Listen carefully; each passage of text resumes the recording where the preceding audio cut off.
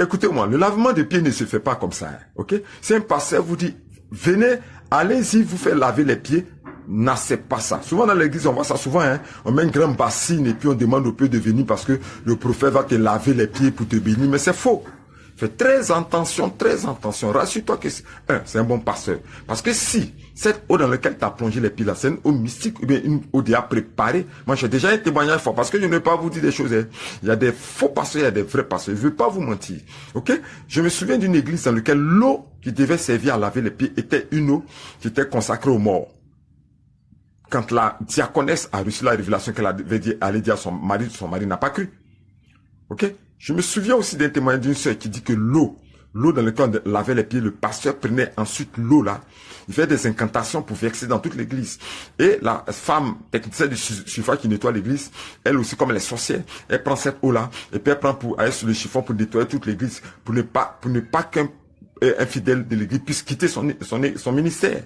Faites très attention parce que quand Jésus-Christ a lavé les pieds de ses disciples là, c'est pour dégager leur chemin pour qu'ils puissent aller devant annoncer la bonne nouvelle. Mais si un mystique, un sorcier te lave les pieds, c'est pour te garder quoi? Captif. Il va fermer les voies. Et tu lui appartiens à jamais. Comme le témoignage de cette sœur qui m'a dit que après avoir fait le lavement des pieds le dimanche, la nuit elle dormait du dimanche au lundi, qu'est-ce qu'elle voit? Elle voit tous les membres de l'église qui sont autour de la chaire où le pasteur prêche. Eux tous sont ligotés les uns avec les autres comme un bouquet de fleurs. Ok? Nous tous, on cherche Dieu, on cherche la vérité, on cherche la bénédiction. Mais la bénédiction aussi peut te garder captif quelque part. Hein. Fais très attention, ok? Parce que caché sous le voile de je vais les bénir, je vais les faire, il y a d'autres qui utilisent ça pour faire des œuvres occultes. Au lieu de te construire, ils vont te détruire. Donc, conseil, demande au Seigneur, Seigneur, est-ce que je dois le faire? Prie le Seigneur, Seigneur, est-ce que cet homme de Dieu est vrai? Et de trois, l'alliance. Parce que c'est quoi? Il faut regarder sur lui-même son alliance.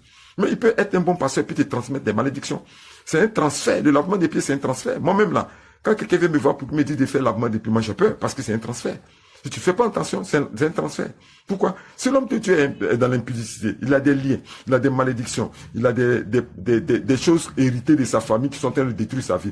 En te lavant les pieds, il te transfère ça. Il te transfère ça. C'est pas transfert d'onction, c'est un transfert de malédiction. Lui-même l'entassé de malédiction qui vient de son père, de sa mère, de sa région, tout et tout. Et puis il vient te laver les pieds. Fais très attention. C'était mon conseil de ce jour. L'écrivain Yahou Moïse qui vous aime vous donne toujours ces bons conseils. Que Dieu vous bénisse et à bientôt.